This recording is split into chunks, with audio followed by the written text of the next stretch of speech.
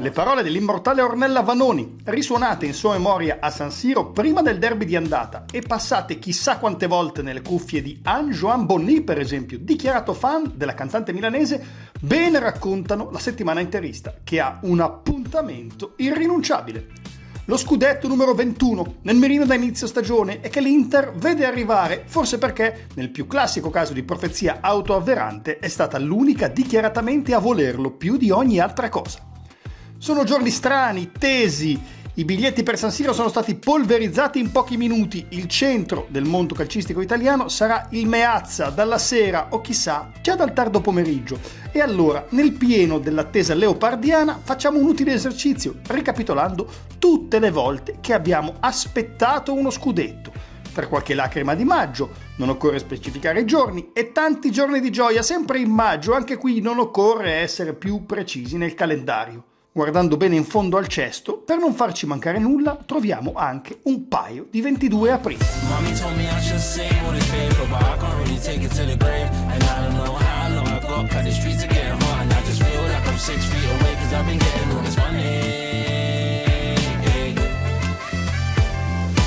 Questo è Del Cielo e della Notte, un podcast di Inter prodotto da Intermedia House. Io sono Alessandro Villa e ogni settimana cerco di tracciare insieme a voi il punto sulla mappa del mondo nerazzurro. Oggi siamo qui. Credo nelle rovesciate di Bonimba e nei riff di Keith Richards. Uno dei più famosi monologhi della storia recente del cinema italiano comincia così. Ivan Benassi, detto Freccia, interpretato da un sontuoso Stefano Accorsi, diretto da, neanche farlo apposta, Luciano Ligabue, Due cuori nerazzurri, è il protagonista di Radio Freccia, film generazionale di una trentina di anni fa. La rovesciata di Bonimba che lo ha ispirato è fuori di dubbio l'iconico gol di Inter Foggia, campionato 1970-71, che l'Inter vince in rimonta proprio coronando il percorso contro i pugliesi. Ad aprire le marcature è Roberto Boni Insegna, 24 gol in 30 partite in quel torneo, con un'acrobazia decisamente cinematografica. Finirà 5-0, lo scudetto numero 11 arriva sulle maglie interiste con 2 giornate di anticipo. E pensare che la stagione era iniziata malissimo, alla quinta giornata l'Inter cambia l'allenatore. Fuori il ginnasiarca Heriberto Herrera, dentro Giovanni Invernizzi, allenatore della Primavera, detto Robiolina. L'Inter fa una tabella scudetto, esercizio che di solito dura 3 giorni e finisce quando perdi la prima partita di detta tabella, che di solito è la prima. Per l'unica volta della storia del calcio, invece, funziona da -6 a +5 sul Milan. I record sono fatti per essere battuti, ma ci sbilanciamo, quello dello scudetto numero 12 non lo batterà mai nessuno, per 2 motivi. Il primo, ultimo campionato della storia d'Italia senza calciatori stranieri, blocco in vigore dal 1966 e rimosso alla fine di quella stagione, la 1979-80. Secondo, prima giornata di campionato, 7 pareggi e una vittoria. L'Inter che batte il Pescara a San Siro. Nerazzurri primi da soli alla prima giornata, lo rimarranno fino all'ultima. Lo scudetto arriva con un pareggio. Con la Roma, l'eroe di giornata è Roberto Mozzini, 59 partite con la maglia dell'Inter e un unico gol, quello lì, da fuori area per il 2-2 coi giallorossi. Ho dato questa ciabattata, è andata dentro. Vuol dire che è proprio un miracolo, ecco. Fine anni 80, ma anche inizio anni 20, perché no, una sola certezza. Per vincere lo scudetto bisogna fare i conti col Napoli, che in quella stagione ha Ferrara, De Napoli, Careca, Alemao e soprattutto Maradona. L'Inter del 1988-89 però è uno stranissimo miscuglio di forza, tecnica e soprattutto voglia di vincere. In Serie A ci sono, oltre a Maradona, la Fiorentina di Baggio, il Milan di Sacchi e dei 3 olandesi, la Sampdoria di Vialli e Mancini, la Roma di Föller. Si inchinano tutte all'Inter di Aldo Serena, capocannoniere con 22 gol, di Nicola Berti, di Walter Zenga, di Riccardo Ferri, di Andy Breme, dello zio Bergomi e soprattutto di Lothar Matthäus. 9 gol, l'ultimo dei quali assegna lo scudetto all'Inter al primo match point. Inter-Napoli, quintultima di campionato, 28 maggio, finisce 2-1, il razzo del tedesco su punizione porta l'Inter a +9 proprio su Maradona e compagni. San Siro si dipinge a festa, l'Inter conquista lo scudetto in casa al termine di una propria partita. Per uno scherzo del destino, 37 anni dopo, deve ancora riaccadere. Non ne parliamo spesso, ma ne parliamo qui.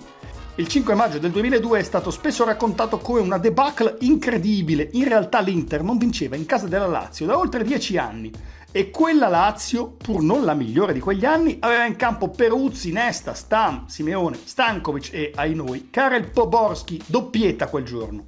L'Inter con la testa non c'era, nonostante il doppio vantaggio a firma Vieri e Di Biagio.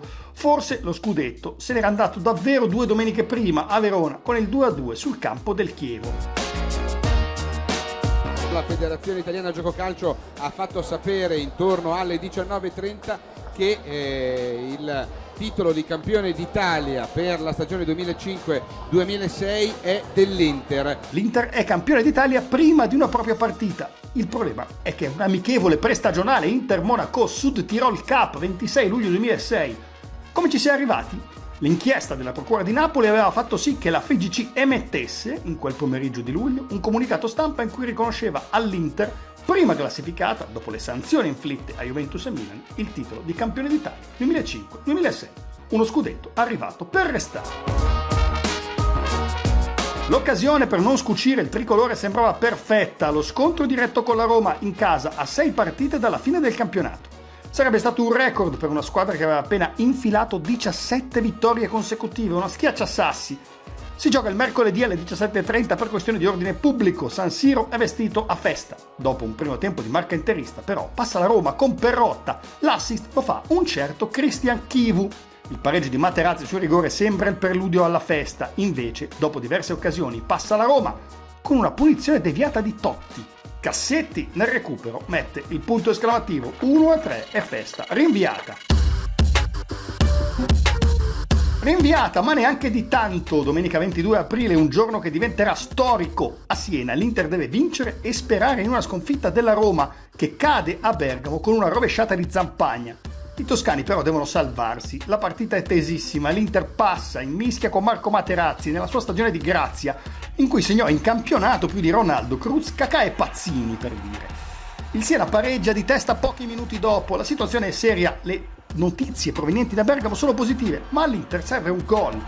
Giulio Cruz a un certo punto è l'unico a credere su un retropassaggio un po' troppo corto, anticipa Manninger che lo travolge, rigore. Batte Marco Materazzi, gol, esultanza sotto il settore. Fermi tutti, rigore da ripetere, qualcuno è entrato in area prima del fischio. Capovaro, riposso andare? Chiedeva la contessa Serbelloni Mazzanti vien dal mare. Altrettanto fa un glaciale Marco Materazzi. Chi è più teso di lui? Facile, un emotivo Dejan Stankovic che il rigore non lo guarda. Capisce dal sorriso di Ivan Cordova com'è andata, una scena degna di un film di Damien Chazelle. Finisce 1-2, la Roma ha perso a Bergamo, è scudetto numero 15, 2 match point, nulla rispetto a quanto si vedrà in seguito. Aprile 2008, l'Inter è a +6 sulla Roma, in linea teorica potrebbe già chiudere il discorso alla quart'ultima, Inter Cagliari e Roma Torino, ma i giallorossi vincono 4-0 già alla mezz'ora, in pratica la partita neppure comincia. Poco male, l'Inter batte agevolmente i sardi, gol di Cruz e Materazzi, e ora basterà vincerne una delle ultime 3 per diventare campioni d'Italia. La prima non è semplicissima però, Milan-Inter.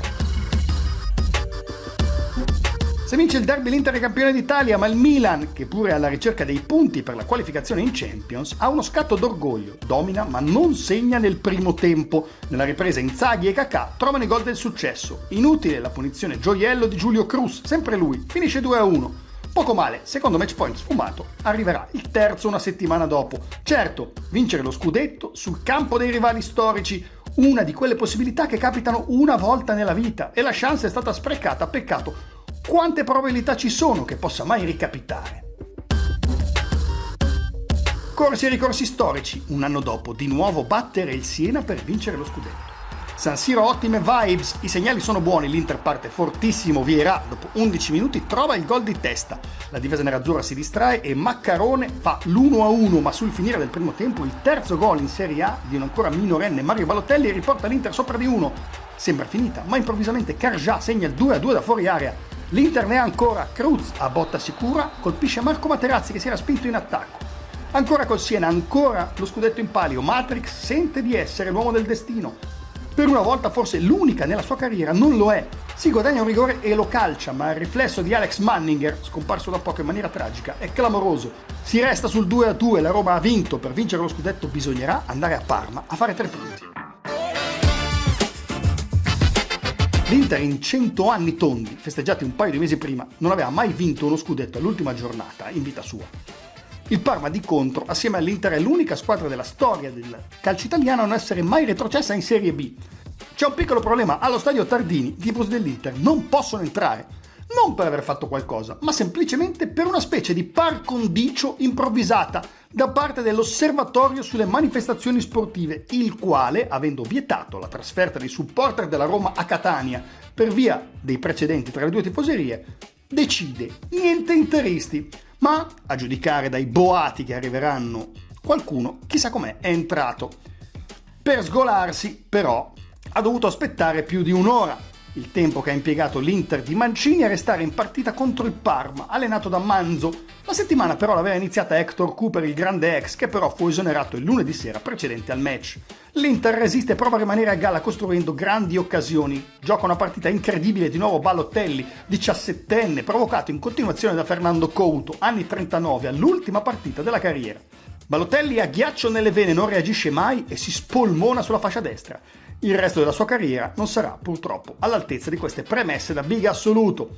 La gara la stappa Zlatan Ibrahimovic, l'uomo della storia, come lo chiama Fabio Caressa. Destro, gol da fuori area al 63esimo, mancino al volo su cross di Maicon, 17 minuti dopo. L'Inter è campione d'Italia sotto al diluvio di Parma, Piazza Duomo, pian piano, si colora di nerazzurro. Ce l'ha fatta al match point numero 4, ma ne basta uno.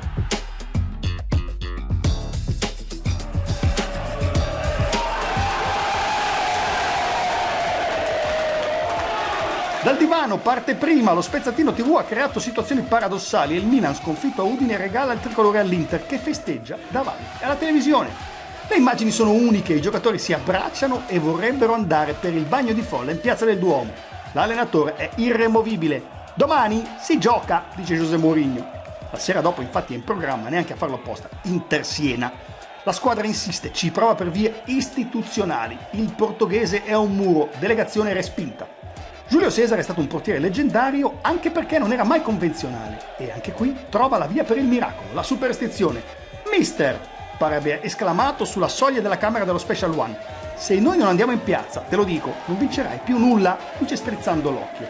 Anche se è detta celiando, una maledizione è una cosa molto seria, lo sa bene l'attuale tecnico del Benfica, club che sconta ancora le parole di Bela Gutmann, che profetizzò 100 anni senza successi europei prima di andarsene sbattendo la porta. Al conteggio attuale siamo a 64 anni e 8 finali continentali perse di fila.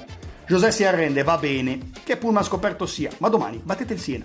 Detto fatto, la squadra festeggia in piazza fino a notte fonda e l'indomani è di parola, 3-0. La partita scivola via come una coppa di champagne, bevanda che per una volta ha sostituito i tradizionali integratori prima del match. 2-3. L'Inter potrebbe vincere lo scudetto già alla penultima, già contro il Chievo, ma la Roma batte il Cagliari. La testa inevitabilmente va a Madrid, dove 6 giorni dopo l'Inter sfida il Bayern Monaco per provare ad alzare la Champions League. Ma prima c'è il campionato. Serve un'ultima vittoria contro un avversario già retrocesso matematicamente. Il nome? Abbastanza facile, dai, un indizio: bianconeri toscani, sempre loro. Ma il Siena gioca? È la domanda che si fa tutta Italia. Ci sono voci anche di un premio a vincere, ma, come è giusto che sia, i toscani si impegnano al massimo. L'Inter però in quella stagione è un rettile, come da propria iconografia, morde soltanto quando ha la certezza che sia vitale. Basta un'azione, provata 2 volte a inizio secondo tempo, percussione da sinistra di Zanetti per Milito. Il primo tiro è alto, la seconda volta, con Pupi che spezza il raddoppio e serve l'assist perfetto, è quella buona, con Milito che è straordinario nel gestire tempismo, equilibrio e angolazione del tocco, quasi di punta. 1-0 che non cambierà più, fatto salvo un sospirone a pochi istanti dalla fine su tiro cross di Alejandro Rosi, prodotto del vivaio romanista, che sibila a pochi centimetri dalla porta di Giulio Cesare. Gli istanti finali sono pura iconografia. Samuel Eto'o che trattiene il pallone in bandierina fino al fischio dell'arbitro. José che si tuffa in spogliatoio, pronto a pensare alla finale. Quinto scudetto di fila.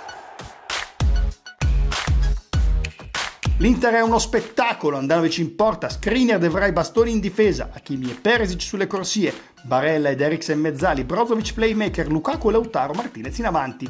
Lo scudetto arriva quasi per inerzia, le rivali mano a mano perdono contatto, la spallata decisiva arriva il 1 maggio a Crotone, quando dopo 70 minuti di barricate calabresi Christian Eriksen trova il siluro del vantaggio da fuori.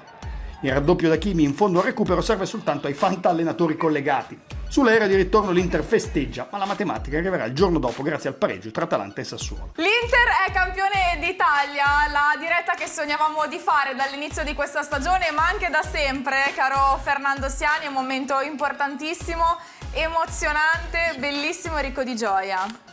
Non ho parole, perché onestamente era anche difficile immaginare che oggi saremmo andati in onda, però è evidentemente nel nostro DNA essere imprevedibili. Oggi è un giorno bellissimo, tra i giorni più belli della nostra storia. Abbiamo vinto questo scudetto, l'abbiamo vinto in una maniera incredibile, strameritandolo, infrangendo ogni record. Jean Baudrillard, straordinario filosofo francese, ha scritto Simulacri e simulazione, insuperato saggio sugli intrecci tra realtà e rappresentazione mediatica nel 1981. L'avesse scritto adesso, senza dubbio, avrebbe aggiunto un capitolo sui meme che in qualche caso diventano realtà. È diventato un trend sui social media, prima virtuale poi appunto fisico, quello dei tifosi avversari di una determinata squadra di Premier League, che non vince da un po', che di gara in gara si abbeverano da una bottiglietta contenente appunto lacrime di quella squadra. Ebbene, dovessimo girare questa rozza, per quanto indubbiamente efficace costruzione semiotica sull'Inter, il meme sarebbe senza dubbio quello di un benzinaio che rifornisce una fuoriserie che si alimenta appunto con le lacrime. È stato spesso così per questo gruppo, ne abbiamo già parlato in questo podcast, e senza dubbio il pianto di tifosi e calciatori dopo Inter-Sampdoria del 22 maggio 2022, mentre il Milan festeggiava lo scudetto a Reggio Emilia contro il Sassuolo, ha posto le basi per lo strepitoso biennio successivo.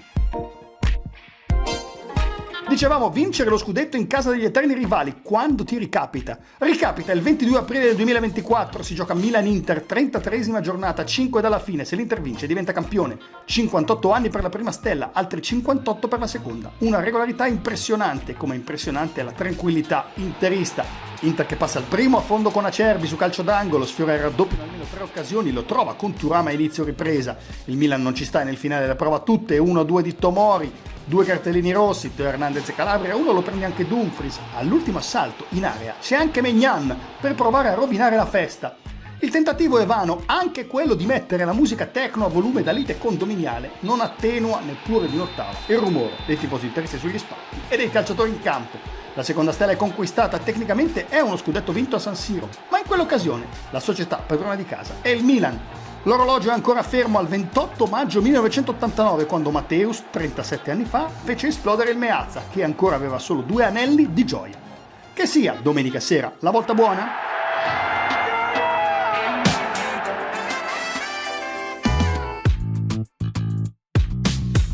Del cielo e della notte è un podcast di Inter prodotto da Intermedia House. Se vi è piaciuto, e anche se vi è piaciucchiato ma pensate che la prossima puntata sarà sicuramente un filo meglio, cliccate la campana che trovate appena sotto il titolo del podcast su Spotify per non perdere neanche un episodio e darci 5 stelle.